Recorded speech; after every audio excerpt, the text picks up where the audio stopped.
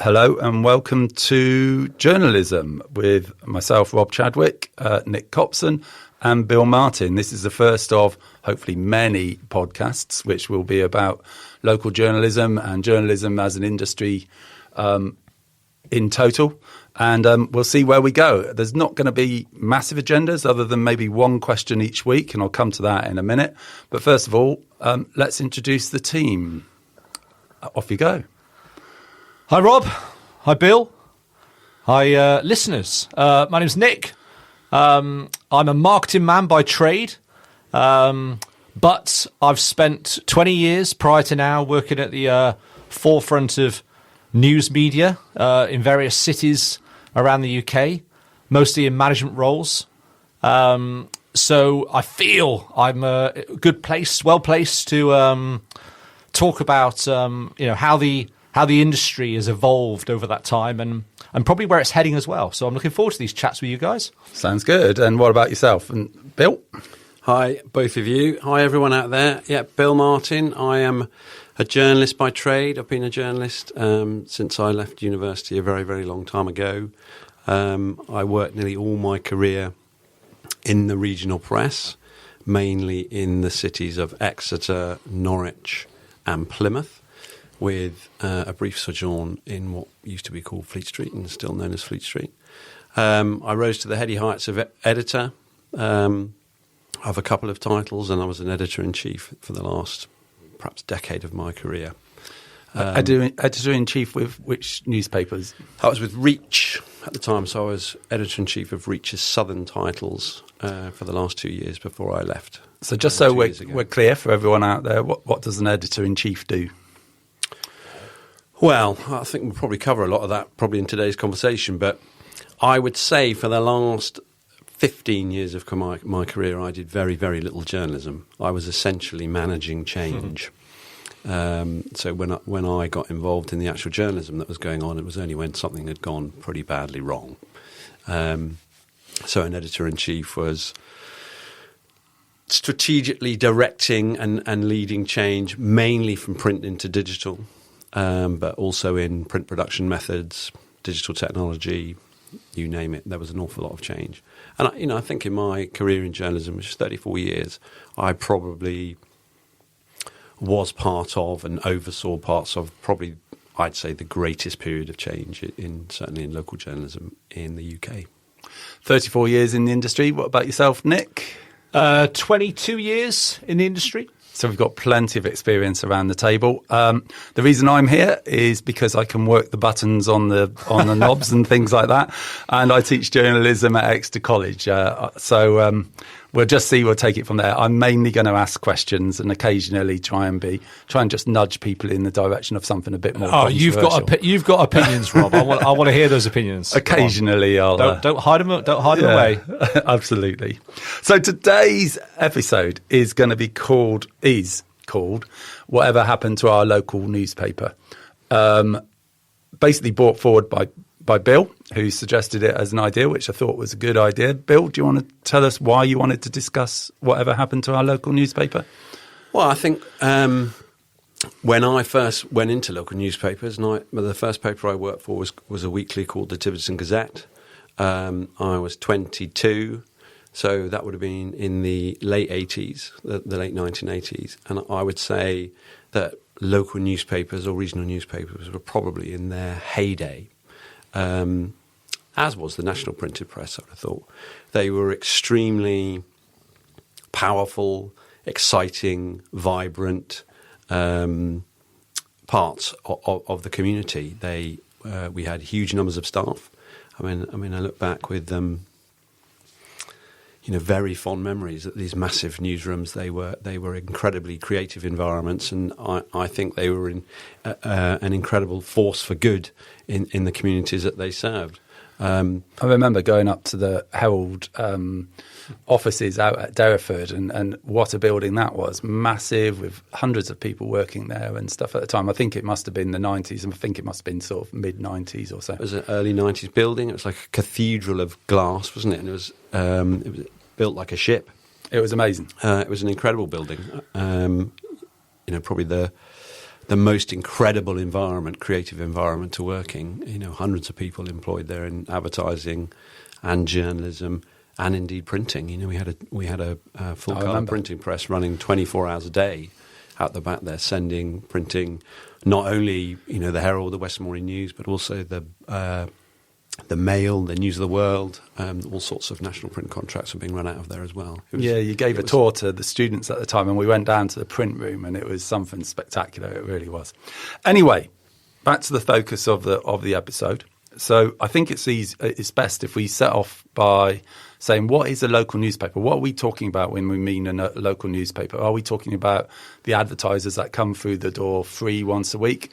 Are we talking about stuff that is just news-based? Or what are we talking about, guys? Well, I'd say the clue's in the title. You know, newspaper, essentially they're news-based, and that's the thing. I think the advertisers and the shoppers or whatever name they come under, and they come in all sorts of different names, don't they, in different communities, I think that they sit apart from what I'd call your traditional local newspaper, which essentially is a news-based thing, you know, covering what goes on in and around their community. Okay. Got anything to add to that, Nick? No, it's a fair summary. I mean, I might take it more down to brass tacks and go, well, it's news content, should we say, on a printed paper format. You know, if we look at it conversely from perhaps something that's digital, it's exactly that. And as Bill describes, you know, it's that can take the form of, you know, in our eyes, a proper journalistic piece of content that you know, traditionally pay for, of course, to something that is got, you know, less inherent value, and you're going to get through your door for free. All right, but you know, in essence, they're the same sort of thing, I suspect, aren't they? So, a local newspaper. Well, So- I'm not sure I would agree that they're the same sort of thing. I think they're very different. Those old style freebies, yeah, would be very different from, you know, a paid for 4-edition metropolitan newspaper. Very different in terms of the creative process that goes into making Correct. them, but also the content values they uphold as well. Can I have some examples then? Give me some examples of what we are calling, I mean, obviously the Evening Herald and the Western Morning News, in terms of, we're just so that everyone knows, we're recording down here in the West Country in Plymouth. So we will probably reference a little bit of Southwest stuff from time to time, but we'll try and keep it national and even international as we go along. What other examples have we got from around the country? Well, if you take the Herald's a good example. The Evening Herald, as it was, I was actually editor when we took the evening out of the title, when we stopped printing in the evening, as it were. So when I first came to that title, 1997, the Herald was a 4-edition a day newspaper. The first edition would go off stone, so, you know, would leave the newsroom and onto the press at 9:15 in the morning, roughly, with 2 more editions, district editions then, that would go out into, you know, the travel to work area around Plymouth, with a city final edition hitting the streets about 4:00 in the afternoon. A classic evening newspaper, and a model that's replicated all over the country. You know, whether that be in Manchester, in Birmingham, in Norwich, wherever. You know, that model was the sort of classic evening model,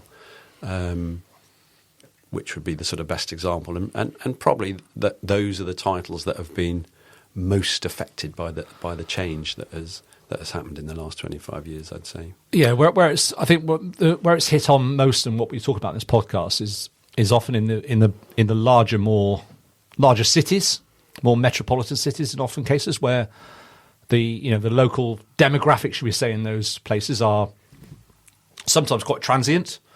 There's lots of commuting going on. They feel less perhaps connected to the local community. Those are the cities, I think, that are most affected by perhaps a decline in local newspapers, perhaps where the communities are far more connected and smaller, and like I say, the local demographic is perhaps more static, should we say.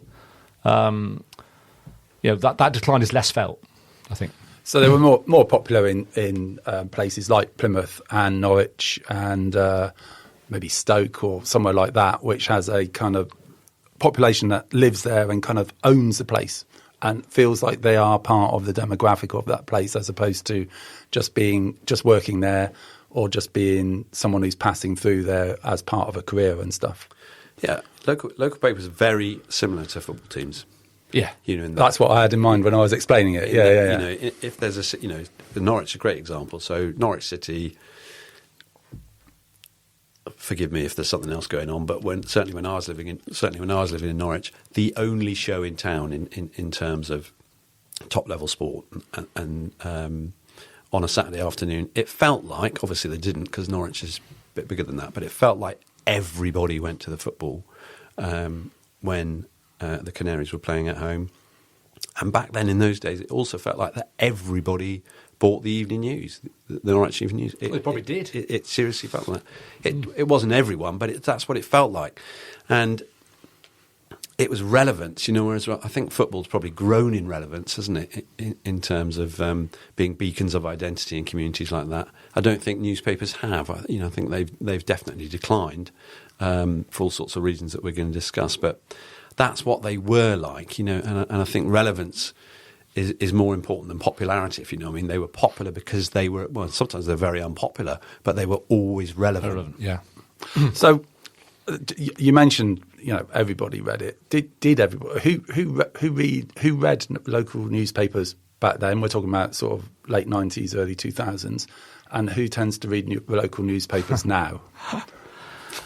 Well, I would say that's a good question, isn't it? So I've moved around a fair bit in my life, so I've never felt any particular affinity with any local place I've lived, either for a football team or the newspaper. But back in the day, they would have been read by the target demographic, which prior to the internet, of course, was most adults in the city. Everyone. If you weren't picking up the football coverage, for instance, on radio, local football coverage, then you'd certainly be reading about it in the newspapers. So that was everyone. I mean, obviously, it wasn't everyone, but it felt like it was everyone. In the penetration of titles in places like Plymouth and Norwich and Stoke, as you mentioned, that something was extremely high. Plymouth's got a population of 250,000, give or take.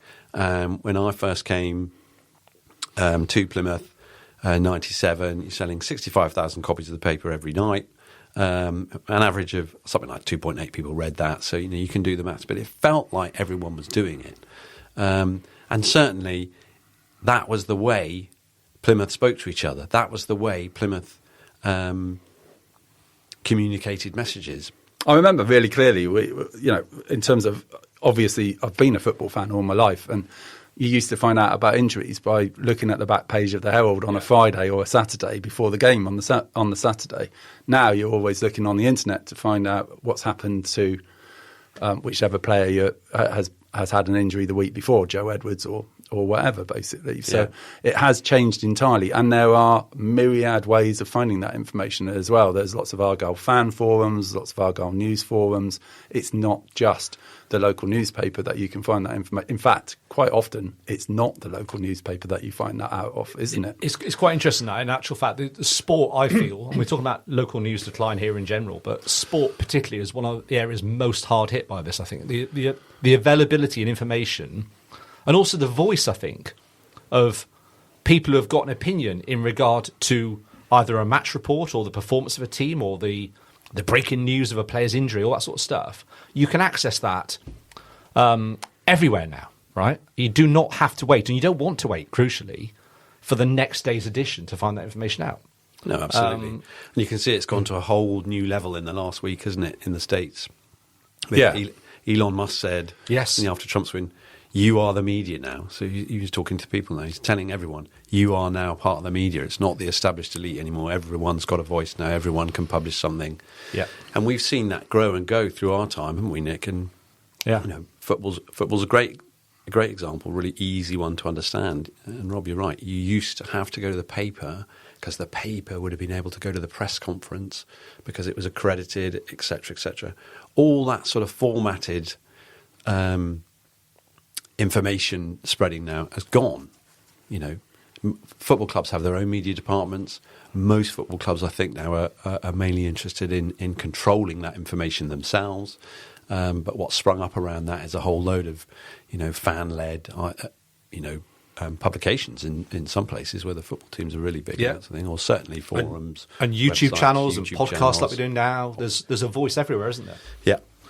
Yeah, and as a result, people are basically finding that local news elsewhere, which brings me to So if we go back to kind of the 90s and 2000s, I think you're saying to me that the purpose that they served was it was a hub of news for the local community, and also a way of kind of helping the local community understand what was going on locally, and highlighted campaigns and basically helped to drive that town forward. Would you agree? Something along those lines as the purpose of the I would. newspaper? I don't think everyone would agree with driving towns forward thing, but I've always thought that local papers were, in general, a force for good. I think lots of civic leaders might disagree with that in some towns and things like that, but that's another key thing that local newspapers used to do much more visibly than they do now, which is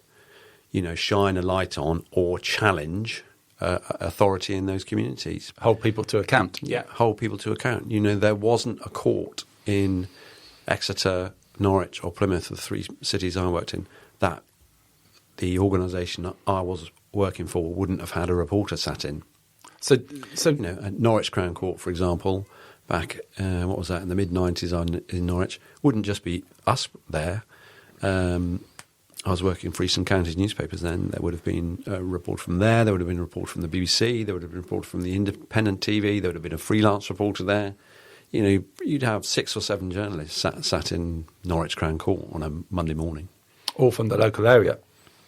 So I think it's important for people to understand in a bit more depth exactly the role that local newspapers took. So what I'd really like to hear are maybe an example or two of really important stories that were broken or really important campaigns that wouldn't have happened without a local paper.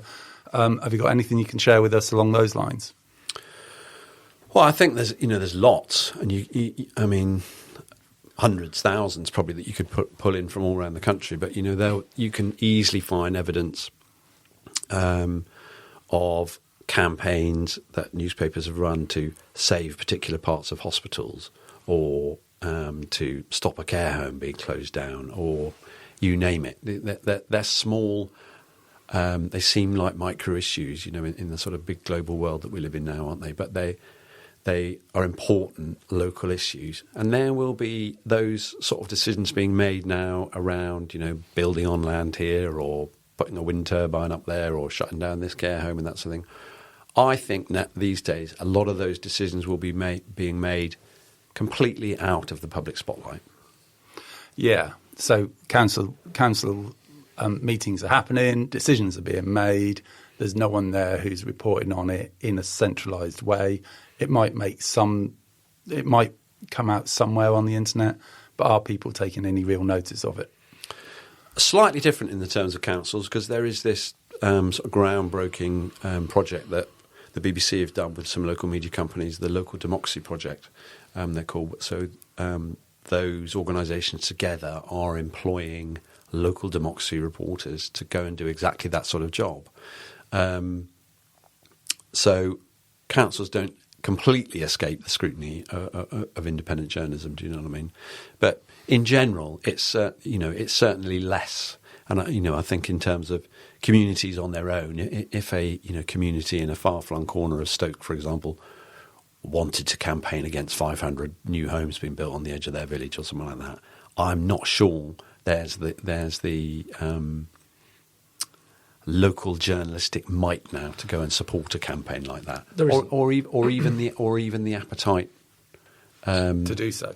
There isn't. I mean, you're exactly right. I can't point on these campaigns, Bill, but my knowledge throughout my time as a reader, but also working in the industry, is that newspapers have always helped, encouraged, or directly forced change, by it through a campaign or just pressure, as well as obviously in the same context holding people to account. But it's always, it's been largely driven by forcing change. If something's wrong, who else is going to say it's wrong? If, in the local community anyway, if it isn't for a newspaper or the journalists behind that newspaper. If that newspaper isn't there, I can't see how you'd have the same set of circumstances moving forwards. Or who would do it? I mean, Exactly. Locally, campaigns I myself have been involved in. There's 3 times, for example, I've been to Number 10 to see whoever was the Prime Minister at the time on the back of campaigns that we were running. One of them we did down here was to, stop the naval base being closed down, which was under threat at some point in the late 90s or early 2000s. And the resource and the effort we were able to throw at that was enormous. We probably had at least 1, if not 2, dedicated reporters on that story full time. It would have had, the full attention of the then editor and probably another executive editor, as well as photographers and et cetera, et cetera. We'd have had petitions running. We'd have put on events. We'd have had stickers made. The sort of stuff we used to do behind those campaigns was enormous. I remember the events as well. You had people who just went out and did events as part of the team and stuff, didn't you? So just out of interest, just relating it, sorry, I'll come to you in a minute, Nick, yeah. Relating it to the present day, how many people are employed on the local paper right now? You've just talked through what would be used on one campaign back then. What sort of numbers are we talking now? A handful. In total? I'd say a handful. I think without knowing the exact numbers now, because it's 2 years since I've been in the newsroom, but there's a word describing something that doesn't really exist anymore, certainly not in Plymouth. So that the newsroom, when I first walked into a newsroom, definitely changed my life. Do you know what I mean? It was this sort of beguiling, potent, funny place that was full of characters and creative minds and some deadbeats, some alcoholics, a lot of cigarettes, typewriters. This is way before mobile phones and technology and things like that. But crucially, a lot of people, hundreds. And we reckon that's down to sort of 5 or 6 nowadays? Well, the newsroom itself doesn't exist. Yeah. Post-pandemic, most regional newsrooms now, I think, are working mainly remotely. They might meet occasionally and that thing. But that sort of creative hub that was absolutely the centrepiece of my life for 25 years, I'd have thought. Whether that was in Exeter, Plymouth, or even in London, that actual physical space doesn't exist anymore now as that sort of collective body of the spider, as I used to call it. So in terms of numbers, obviously it's going to vary from different places, and there'll be arguments now about there are lots of content creators working for digital sites that are aligned to those newspaper brands and things like that. So there's also a lot of shared content that content sharing that goes on between geographical areas. Which never would have happened 30 years ago. Do you know what I mean? The thought of Plymouth collaborating with Exeter on an editorial project, it just would not have happened for all sorts of reasons. Most of them spurious, but that's another conversation. But I think, collaboration is a really key part of it. So the numbers are difficult, but it's not as many. It's a lot less. Yes.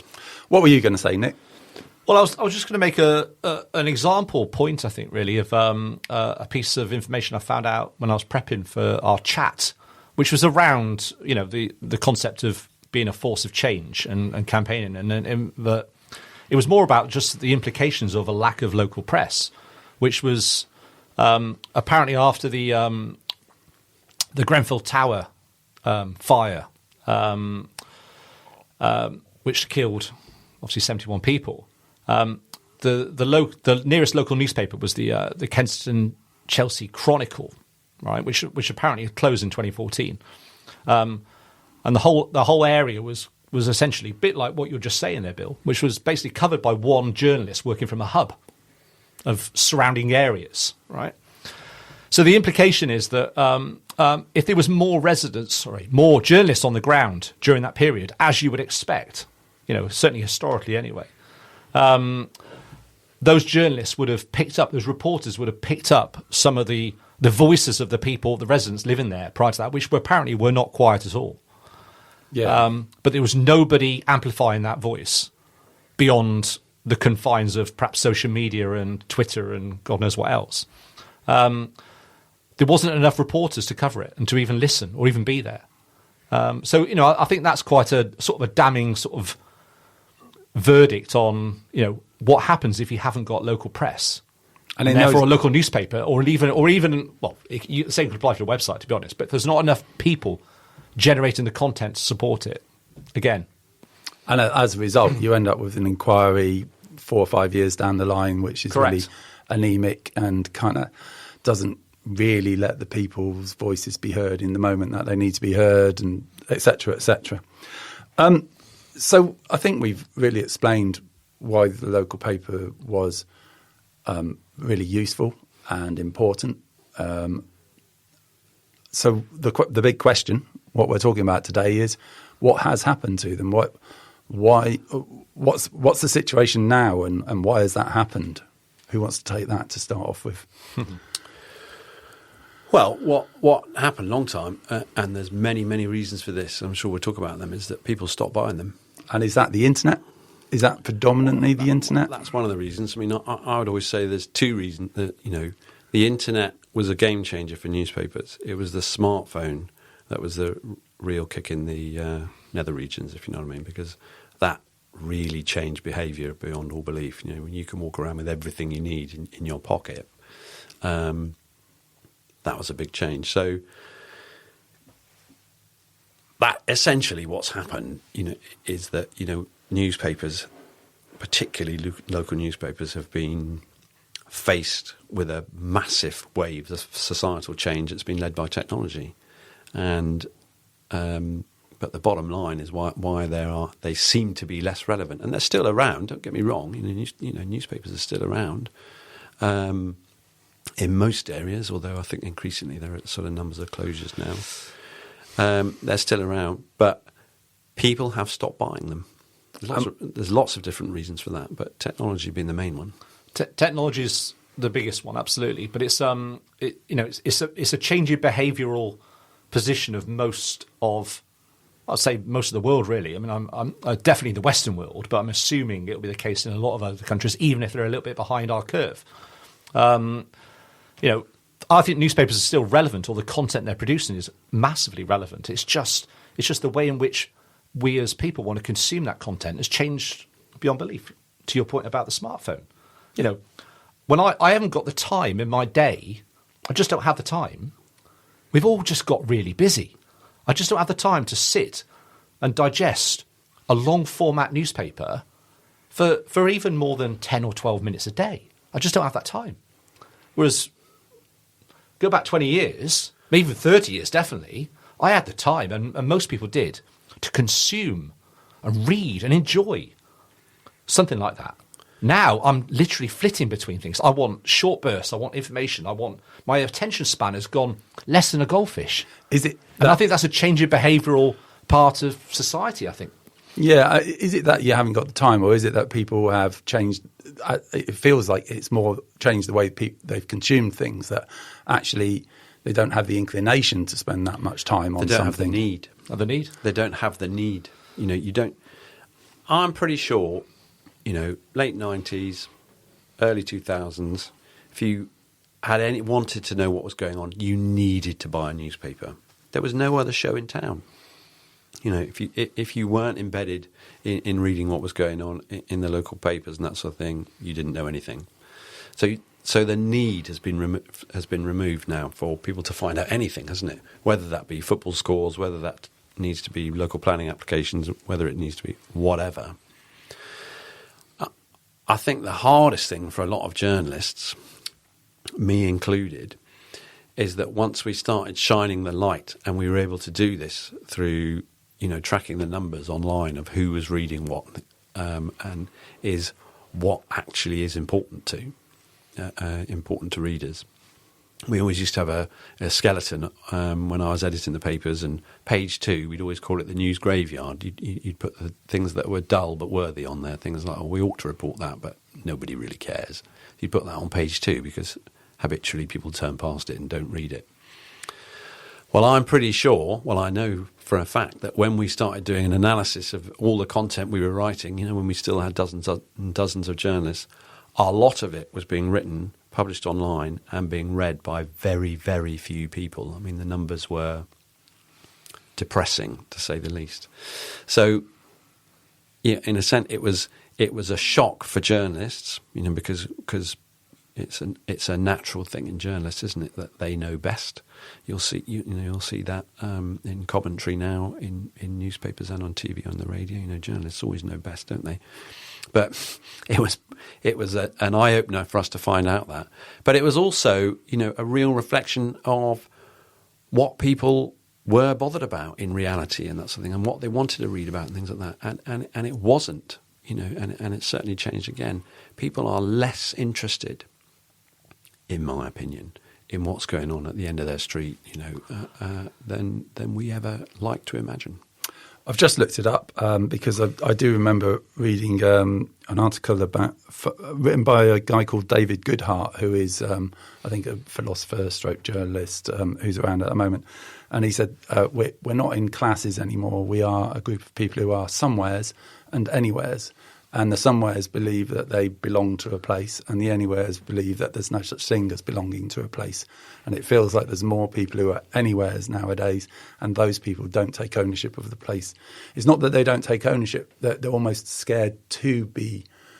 They see tribalism and they associate that with belonging to a place, and they don't believe that it's healthy to belong to a place. Do you think that that's had an effect on it as well? Oh, it's had a huge effect on it. Yeah. Yep. The fact that people, more people go away to university now than, all those years ago and things like that.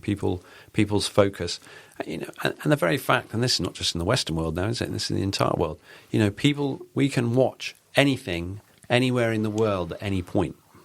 It's amazing, isn't it? Pretty much. Well, the world is a smaller place now. A much smaller place. Yeah. So, what's happening in Peveril in Plymouth is less relevant to people because they're more, they might be more interested in what the score in the LA Lakers game is. I still find it amazing. I can put on my telly and watch live cricket from India and things like that. I still find it absolutely. I still have moments where I think the world is absolutely amazing, and or pick up your phone and just do that. It is great, still an amazing thing. Yeah. But I can see that has definitely made people think more internationally and less locally. Yeah. Without a doubt. It's true. I mean, this is a small, very, very bad, poor example, but I think you probably touched on it, is that, I've lived here in Plymouth, with knowing you good souls for 10 or 12 years, and I don't actually know the person who lives 3 doors down from me. If they were in front of me at a checkout in a supermarket, I wouldn't know them. I know, but that's me tutting. I know, and you're right to, because I'm ashamed by that. But it's an example of, well, maybe my ignorance, but also, they were talking about here in the broad sense of people don't feel connected to the local community. I probably don't. I'm an example of that type of person. I often treat myself as a bit of a barometer for the rest of the world, really. And if I'm thinking like this, then that bears out in some of the audience challenges that local news companies are facing, really. So yeah, if you don't care, it's not that you don't care. Yeah. I don't really know the two of the people who live across the street. I say hello when I see them and stuff. But I would certainly notice if something was wrong. Correct, yeah. And I would certainly be That's because you're interested. A good person. Oh, well, thank you very much. But I don't go out of my way to be involved in their life or anything. It's not, whereas it feels like, certainly when I was growing up, felt like people kind of stood on the end of their road and chatted for hours and hours and stuff like that. It doesn't really happen to any great degree nowadays that I can see. Probably does in some areas, but certainly not in my area. I was talking to someone the other day she lives in a street here in Plymouth, and their street, it'll have a street party for Halloween. They'll do things together. They regularly have sort of, come dine with me events for the whole street and things like that. And I said to her, that sounds like something out of the 1960s. And she, so there are still places, and people who live their lives like that.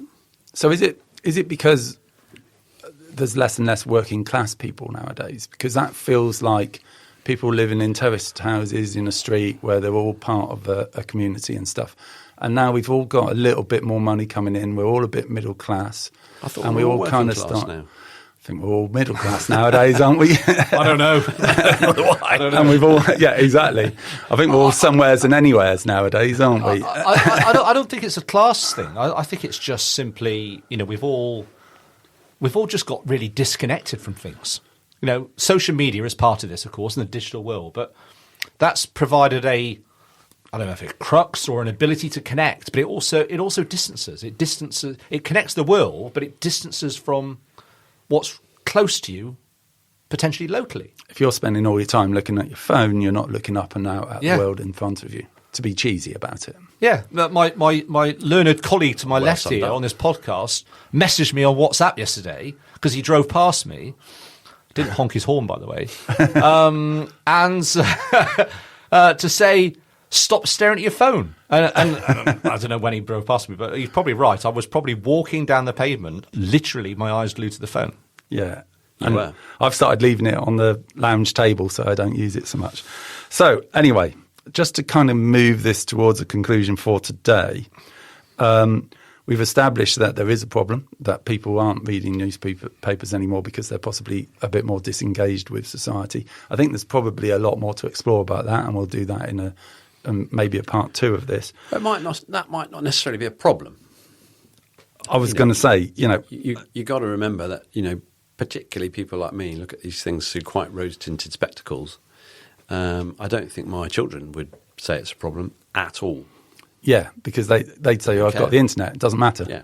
Yeah. So I was going to say, does it matter? Does it matter if they go out of business? My opinion on this is, and I won't go on to the revenue model of this because I think it's quite a complicated area that I haven't got enough information on really. But essentially how it's paid for, right? Mm-hmm. Or who finances a provision such as this in the future. But I do firmly believe, and it clearly isn't just newspapers. I mean, newspapers, I think, as a format, do feel quite antiquated, especially as we move into a digital world and a focus on the environment and all that sort of stuff. I still love mine. I still get a Sunday Times every Sunday, and I love opening it and reading it as a paper. I still think it's a brilliant thing. But I'm quite old, aren't I? You are a man in your late 50s? Yes, thank you, Bill. Yes, I am. Yeah. and it's a point well made. Me. Same as me. Yeah. And we are the last generation. Probably. I think, really, of people who grew up with newspapers in their home, have that sort of affection for them as, spreading them out on the kitchen table on a Sunday morning and things like that. I think it's news and print combined, at least for now, right? But I do believe the local news provision, and I don't know who's behind this, be it a new startup somewhere or one of the big 3 publishers or whatever, but I do believe there's got to be a clear sense of journalistic purpose and direction, a clear passion for delivering, I suppose, content or news or information that can't be gained anywhere else. And with that so essentially it's quality over quantity. Right? That's what I believe a local community will need and what should thrive. What I can't tell you is how that will be funded. It's necessary to stop things becoming fake news. Yeah. Things to become... You need somewhere you can trust for your information. Yeah. There's a lot of people nowadays in my circle, let alone outside it, who are getting their news from Twitter, from TikTok, etc., etc. I teach, and so many of the youngsters, when I say, where do you get your news from, say TikTok. And I really worry about that because how do they know that anything, how do you know that source is anything but just made up? Just someone just putting their opinion across. So there is definitely... How do we know? And how do we know? Yeah, exactly. It's an easy thing to say that, isn't it? Oh, it was on Twitter, it must be wrong. Not necessarily, but it could be wrong. And it does feel... It always feels to me like if you are getting the news from journalists who have been trained as journalists and who have a reputation to maintain, then you have more chance of getting the truth. Yeah, and I think the difference is, when I first went into the local press, that was the mass media. It was the only media. It was the mass media. In every sense of the word. It isn't now, is it? And I think I agree with Nick. I think that local journalism will survive. Whether that's in printed format or not, I have no idea. In some cases, yes. In some cases, probably not, I'd have thought. But it will be that sort of sense of journalistic purpose that drives it rather than making money. Because I'm not sure yet anyone's quite worked out how to replicate the scale and the power and newspapers 80s and 90s were a license to print money, a lot of money. And the model was built around that. They were expensive to run, they were expensive to staff. They were, when the first newspapers I worked on, there wasn't a centimetre on those papers. And we're talking sometimes 120 up to 190 pages every day, 6 days a week. That wasn't very, very carefully planned. And the reason for that was because they made a lot of money. So I'm not sure that's replicable. It's certainly not in a print format and that sort of thing. And there's a lot of sterling efforts being made in the digital world to do that now, isn't it? I'm sure we'll. So I've agreed, and I've just found an example actually as we're chatting about because it's always worthwhile looking at other countries to see what they're doing and how they're working, and it looks that most countries, in fact all countries, are facing the same challenge, right? And in America, which I would assume has got an even bigger challenge than us because of the sheer scale of the country and the size of the states and cities that they're working within. That idea of community must be far worse than in the UK, really, to be honest. It depends how you view it. I think I view America as 50 different places as opposed to one place. And I think maybe the states are a bit more joined up than the states to the national. They're very disconnected, aren't they? Yeah, I'm not sure. I mean, I haven't been to America for a long time now, but in terms of their sort of newspaper journey, they always seem to be about 10 years ahead of us in terms of the change that was going on. And I used to look at an American website called Newspaper Death Watch just to see which title is definitely down now. well, on that note, if they are 10 years or 5 years even ahead of us, here's an interesting example that apparently has started in America now, that obviously will take a while to take effect, is that a coalition of 20 donor organisations, essentially. So I don't know who these are, but people who have agreed to invest money, or organisations agreed to invest money, called Press Forward. And that over the next 5 years, they'll sink $500 million into the sector, presumably for some kind of philanthropic type of agenda to try and add value and life into local press again, or local media, should we say. So, I don't. If we assume we're behind 5 years from America, well, maybe that's an end game for us as well. So you're both predicting that there is a future for local newspapers, which is good news. I think that's also a good moment for us to draw this episode to a conclusion, and I think we can explore things like the American model and some of the finances behind local newspapers and the rest of it in episode 2. So thank you for listening.